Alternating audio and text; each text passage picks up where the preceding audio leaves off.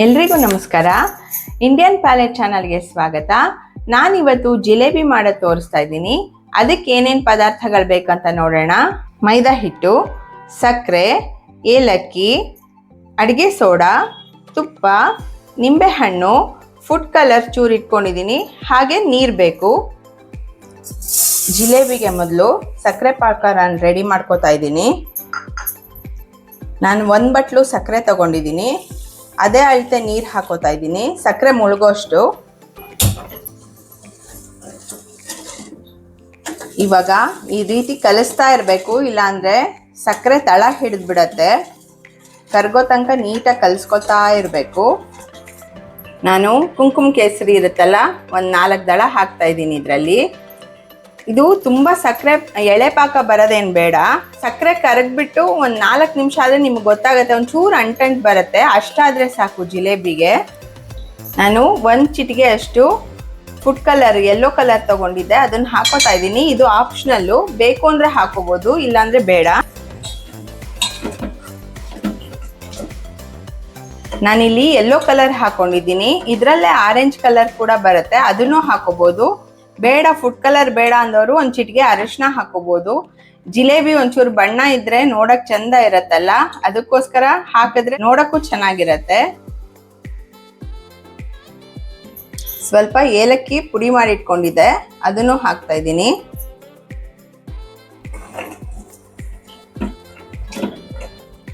ಚೂರು ಈ ತರ ಅಂಟಂಟ್ ಬಂದ್ರೆ ಸಾಕು ಪಾಕ, ತುಂಬಾ ಎಳೆ ಪಾಕ ಬರೋದು ಬೇಡ.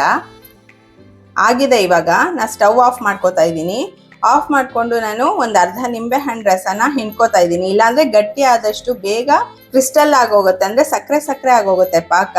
ನಾನಿವಾಗ ನಿಂಬೆ ಹಣ್ಣು ರಸ ಹಿಂಡ್ಕೋತಾ ಇದ್ದೀನಿ. ನಾನಿಲ್ಲಿ 1 ಕಪ್ ಮೈದಾ ಹಿಟ್ಟಿಗೆ 1 ಕಪ್ ಸಕ್ಕರೆ ತೊಗೊಂಡಿದ್ದೀನಿ. ಸ್ವಲ್ಪ ಸಿಹಿ ಜಾಸ್ತಿ ಬೇಕು ಅನ್ನೋರು ಇನ್ನೊಂದು 1/4 ಕಪ್ ಎಕ್ಸ್ಟ್ರಾ ಹಾಕೋಬೋದು. ನಾನೀಗ 1 ಟೇಬಲ್ ಸ್ಪೂನ್ ಅಷ್ಟು ತುಪ್ಪ ಹಾಕೋತಾ ಇದ್ದೀನಿ. ತುಪ್ಪ ಹಾಕ್ಕೊಂಡು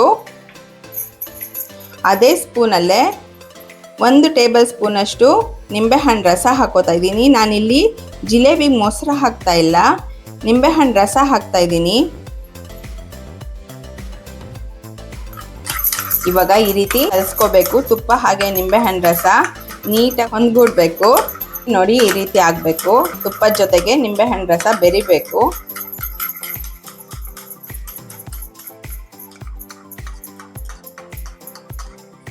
ಈ ರೀತಿ ಆಗಿರಬೇಕು. ತುಪ್ಪದ ಜೊತೆಗೆ ನಾನು ನಿಂಬೆ ಹಣ್ಣು ಹಾಕಿ ಕಲಸಿದ್ದೆ ನೋಡಿ, ಈ ರೀತಿ ಆಗಿದೆ. ಈಗ 1 ಕಪ್ ಅಷ್ಟು ನಾನು ಮೈದಾ ಹಿಟ್ಟು ತೊಗೊಂಡಿದ್ದೀನಿ. ಸ್ವಲ್ಪನೇ ನೀರು ಹಾಕ್ಕೊಂಡು ಕಲಿಸ್ಕೋಬೇಕು. ಕೈಯಲ್ಲಾದರೂ ಕಲಿಸ್ಬೋದು, ಇಲ್ಲ ಈ ಥರ ವಿಸ್ಕಲ್ಲಾದರೂ ಕಲಿಸ್ಬೋದು. ಗಂಟಿಲ್ದೇ ಇರೋ ಥರ ನೀಟಾಗಿ ಕಲಿಸ್ಕೋಬೇಕು. ಸ್ವಲ್ಪನೇ ನೋಡಿ ಹಾಕೋಬೇಕು ನೀರನ್ನ, ತುಂಬ ನೀರಾಗಬಾರ್ದು. ದೋಸೆ ಹಿಟ್ಟಿನಕ್ಕಿಂತ ಸ್ವಲ್ಪ ಗಟ್ಟಿಗಿರಬೇಕು ಇದು ಜಿಲೇಬಿಗೆ ಹಿಟ್ಟು.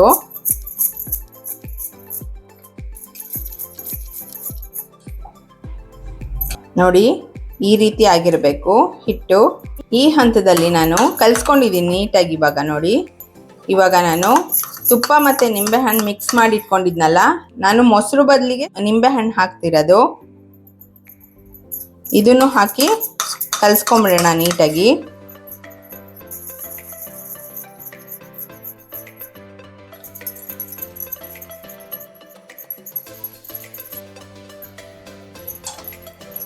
ನೋಡಿ, ಇವಾಗ ನಾನು ಹಿಟ್ಟು ಕಲಿಸಿದ್ದೀನಲ್ಲ, ಹೀಗೆ ಎಳೆದ್ರೆ ಹೀಗೆ ಇರಬೇಕು, ಮತ್ತೆ ಕೂಡ್ಕೋಬಾರ್ದು ಅದು ಹಿಟ್ಟು. ಅವಾಗ ಹಿಟ್ಟು ಕಲಿಸಿರೋದು ಕರೆಕ್ಟಾಗಿದೆ ಅಂತ.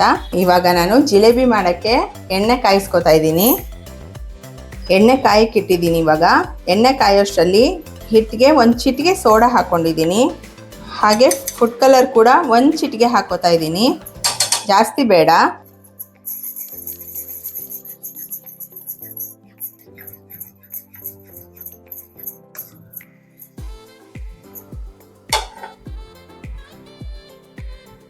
ನಾನು ಈ ಥರ ಬಾಟಲ್ಗೆ ಹಾಕೋತಾ ಇದ್ದೀನಿ.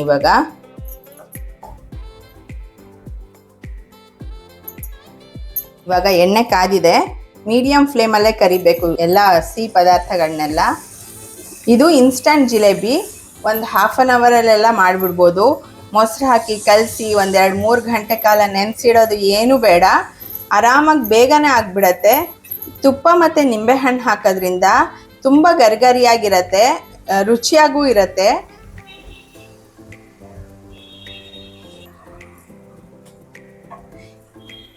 ಇವಾಗ ನೋಡಿ ಜಿಲೇಬಿ ಹಾಕಿದ್ದೀನಿ ನಾನು ಕರಿಯಕ್ಕೆ. ನಿಮಗೆ ಬಣ್ಣ ಗೊತ್ತಾಗತ್ತೆ. ಸ್ವಲ್ಪ ಕ್ರಿಸ್ಪಿ ಬೇಕು ಅಂದರೆ ಇನ್ನೊಂದು ನಿಮಿಷ ಬಿಟ್ಟು ತೆಗಿಯೋಣ, ಇಲ್ಲ ಮೆತ್ತಗೆ ಬೇಕು ಅಂದರೆ ಈಗಲೇ ತೆಗೆದು ಬಿಡ್ಬೋದು ಜಿಲೇಬಿನ. ಇವಾಗ ಕರ್ದಿದ್ದಾಗಿದೆ, ನಾನು ಈ ಪ್ಲೇಟಿಗೆ ತಕ್ಕೋತಾ ಇದ್ದೀನಿ. ಈಗ ಪಾಕ ಬಿಸಿ ಇರಬೇಕು ಸ್ವಲ್ಪ, ಆವಾಗಲೇ ಹಾಕ್ಬಿಡ್ಬೇಕು ಇದನ್ನ ಜಿಲೇಬಿನ. ನಾನು ಮುಂಚೆನೇ ಪಾಕ ಮಾಡಿಟ್ಕೊಂಡಿದ್ನಲ್ಲ, ಅದಕ್ಕೋಸ್ಕರ ಮತ್ತೆ ಬಿಸಿ ಮಾಡೋಕ್ಕೋಸ್ಕರ ನಾನು ಸ್ಟವ್ ಹಚ್ಕೊಂಡಿದ್ದೀನಿ, ಸಿಮ್ಮಲ್ಲಿ ಇಟ್ಕೊಂಡಿದ್ದೀನಿ ನಾನು. ಇವಾಗ ನೋಡಿ ನಾನು ಜಿಲೇಬಿ ಹಾಕಿದ್ದೀನಿ, ಒಂದೆರಡು ನಿಮಿಷ ಬಿಟ್ಟರೆ ಸಾಕು, ಪಾಕ ಎಲ್ಲ ಹೇರ್ಕೊಂಡ್ಬಿಟ್ಟಿರತ್ತೆ. ಜಿಲೇಬಿನ ಆದಷ್ಟು ಅಗ್ಲ ಬಾಣಲೆಯಲ್ಲಿ ಮಾಡಿಕೊಂಡ್ರೆ ಒಳ್ಳೆಯದು. ಸಣ್ಣ ಬಾಣಲೆನೂ ಇರಬಾರ್ದು, ತೀರಾ ಅಗ್ಲ ಬಾಣಲೆ ಇದ್ದರೆ ನೀಟಾಗಿ ಬರುತ್ತೆ ಜಿಲೇಬಿ.